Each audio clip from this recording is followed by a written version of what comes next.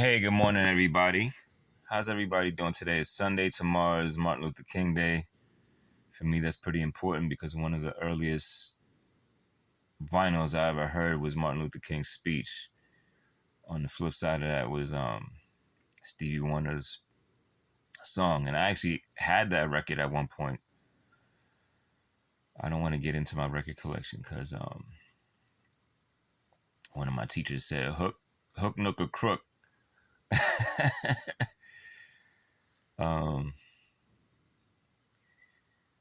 so I just saw a post which I had swiped away earlier because I wanted to save. I was in the middle of something and I didn't have the attention for that at that particular time. But I said let me bookmark it for later. Um, TP said, first of all, she said the price is right. TP Todd Phoenix is right. TPIR, the price is right. And then she went into the song, and I was like, yo, I was thinking the same thing. Like as soon as she said that, I was thinking, da, da, da, da.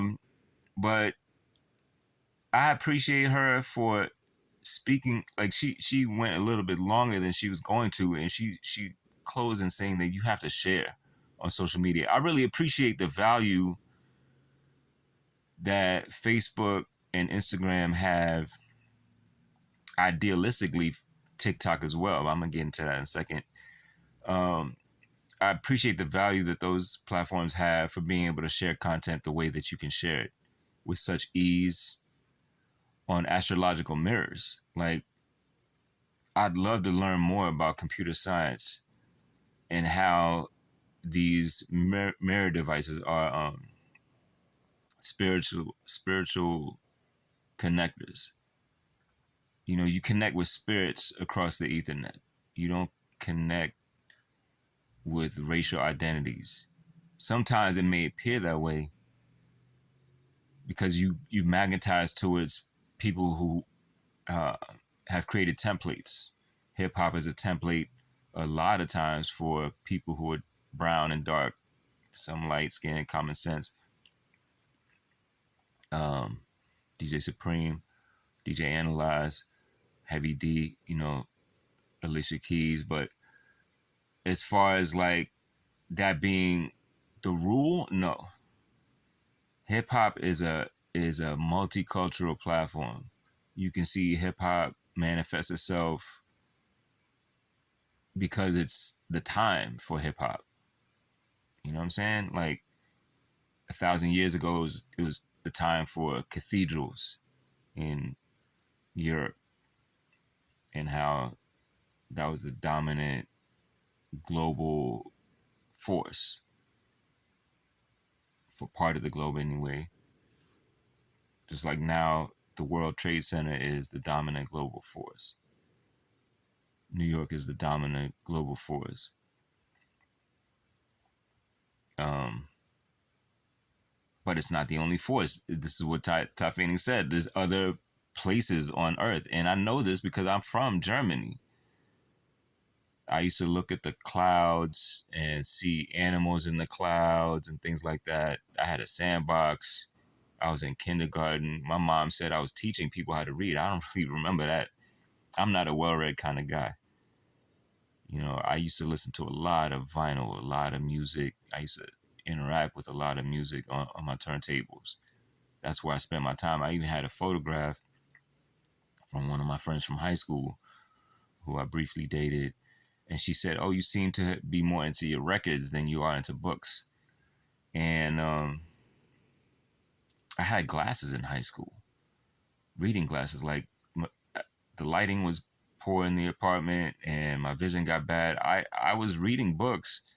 I read The Invisible Man, Tennessee Williams' Death of a Salesman, um, Grapes of Wrath. But like I scratched the surface of these books. It's not something that I magnetized towards because I had piano lessons, I had trumpet lessons on the cornet. Uh, my dad got me a JVC boombox, so I was listening to a lot of V103, Q107, DC100, PGC. I didn't like PGC. Um, KYS, HUR 96.3, WOL, We Offer Love. That's what, 1450. 1360 WEBB, that's Baltimore. I think Conan was on EBB, and then came WOL with Kathy Hughes, and then he ended up back in Baltimore. What was the new V103? I think it was Magic. I think V103 folded, and it was Magic. I think V103 still exists in Atlanta because Frank Ski went down there, but he's now in HUR from what I understand. Iron is at HUR now from KYS. So the fact that you can share on social media and you can do it the way a DJ would do it, a hip hop DJ. Like Instagram is a hip hop platform. TikTok is a copy of Instagram, but Todd Phoenix is right. It's the content is a little bit different, but there was a user experience issue I had. I don't want to get into that. I can say that for another video. And I actually started to talk about that in another video, previous video, which I recorded and posted on Facebook. I've been also, I left a comment in Todd's thread. I don't know, not threads, but in that post that she had. And not sure if that's going to stay up, but user experience is very important to me. And that's something that I learned in grad school. Like I did new media and I developed a software prototype, a hip hop software prototype. It was combining a sequencer with an MP3 player with digital graffiti and things like that, and making it interactive. I use Adobe Flash Professional with ActionScript 3.0. So she said hip hop has to evolve. Yes, hip hop came from a very revolutionary and evolutionary place, like the 80s. Malcolm McLaren, Globe Wizkid with the history of hip hop, and what was it? Play That Beat, Mr. DJ, the remix, history of hip hop, and DJ Shadow. You know, the fact that the drum machine can do what it can do, the beats that were just so different from any form of music that has ever existed, taking something that has already been made and transforming it with the help of the crossfade. Like it's a revolutionary thing, but it doesn't need to stay stagnant, and it definitely doesn't need to be a racial warfare platform. Like that's where I don't like hip hop. I don't like belligerent hip hop. I don't like racist hip hop. And I was racist. I was reverse racist. You can say what you want, but I was reverse racist. I did not like people from a certain background because I misinterpreted what certain rap groups in the early 90s were saying.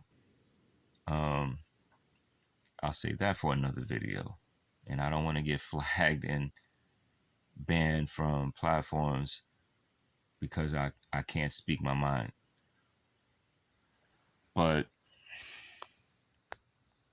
I really appreciate Ty's post today. There's much more that I could say, but this video is already getting to be 10 minutes long, and people are not going to watch the entire segment. I really follow certain people in life, not just on platforms, but like these are certain people that I pay attention to as my friends and as confidants, people who are there for me in unspeakable ways. Like I support the fact that certain people can keep you alive, and they do so by sacrificing their own time, their own money, their own energy. And that can be done on social media. And sometimes that social media translates itself to IRL experiences in real life. You know, a lot of times it does, in fact, and especially here in New York, where people say, "Follow me on such and such," or "Friend me on such and such," or "Add me on such and such platform." You can leave comments, and you actually engage and interact with people through a way that you can't necessarily do if you're nonverbal. Like I'm not a verbal guy. As much as I'm speaking into this microphone, when it comes to IRL, a lot of times I cannot muster up the words in real time to express how I want to express myself or communicate with that person.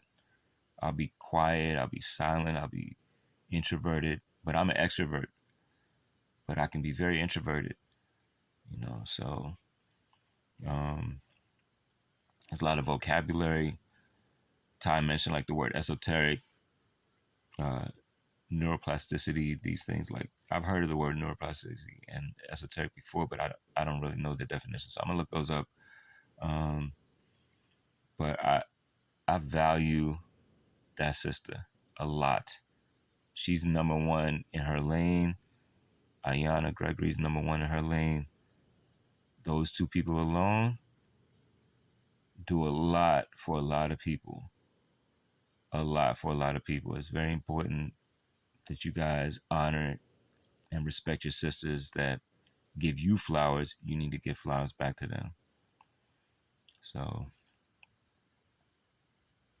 if I get a job, I'm dead serious. I will be supporting these people much more. You know, but I'm disabled. Like I don't know if I will be able to work. I just want to manifest that I can, but I have to rest a lot, so that may be that may be prohibitive to the 9 to 5 work week. So anyway, 1 2 1 2 1 2 1 2.